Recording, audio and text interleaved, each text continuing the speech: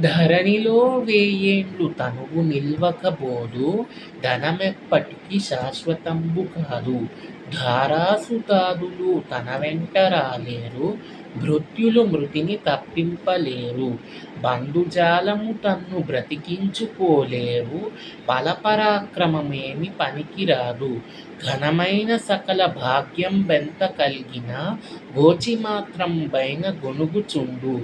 వెర్రి కుక్కల భ్రమలన్నీ విడిచి నిన్ను భజన చేసేవారికి పరమసుఖము. భూషణ వికాస శ్రీ ధర్మపుర నివాస దుష్ట సంహార నరసింహ దురిత దూర.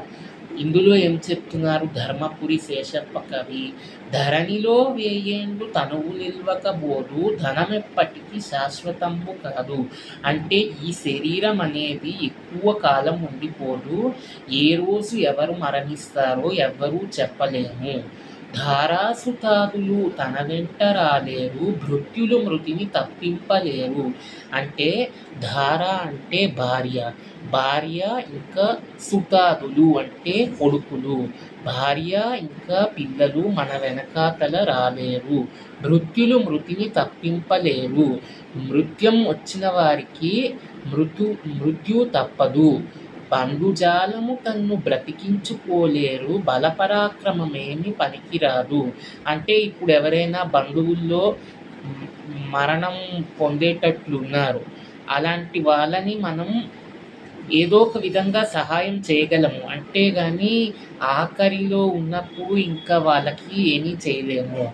బలపరాక్రమాలేమి పనికిరావు. అంటే ఎన్ని రకాలటువంటి పనులు చేసినా మనిషి అనేవాడు చనిపోతాడు. ఘనమైన సకల భాగ్యం వెంత కలిగిన గోచి మాత్రం పైన గొనుగుచుండు. అంటే ఎన్ని కోట్లున్నా ఎన్ని ఫ్లాట్లు ఉన్నా మనకి మాత్రం చివరగా చూసేది శ్మశానమే. తర్వాత ఏం చెప్తున్నారు? వెర్రి కుక్కలు భ్రమలన్నీ విడిచి నిన్ను భజన చేసే వారికి పరమసుఖము.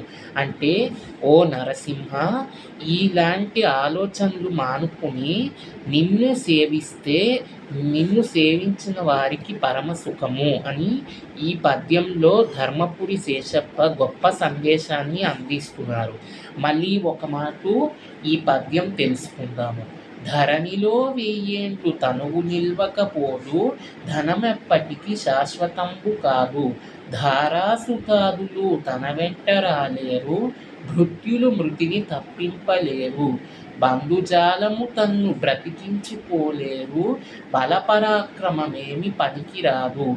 ఘనమైన సకల భాగ్యంబెంత కలిగిన గోచిమాత్రంబైన గొనుగుచుండు. వెర్రి కుక్కల భ్రమలన్నీ విడిచి నిన్ను భజన చేసేవారికి పరమసుఖము. భూషణ వికాస శ్రీ ధర్మపుర నివాస దుష్ట సంహార నరసింహ దురిత దూర.